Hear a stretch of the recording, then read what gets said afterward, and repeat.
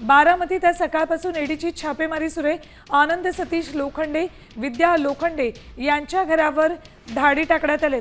जालोचीवाडी या लोखंडेंच्या मूळ गावात ईडीने छापेमारी केली। पुणे मुंबईच्या दूध डेअरीवाल्यांना 10 कोटींना गंडवल्याचा आरोप आहे। त्या प्रकरणात बारामतीत आज सकाळपासून ईडीने ही छापेमारी सुरू केली। साम टीव्हीवर ही एक्सक्लुसिव्ह दृश्य। बारामतीत आज सकाळपासून ईडीने छापेमारी सुरू केली। आनंद लोखंडे आणि विद्या लोखंडे यांच्या जालोचीवाडीतल्या घरावर ही छापेमारी सुरू आहे। अपडेट्स घेऊयात आमचे प्रतिनिधी मंगेश कचरे यांच्याकडून। मंगेश, काय अपडेट्स आहेत याबाबतचे?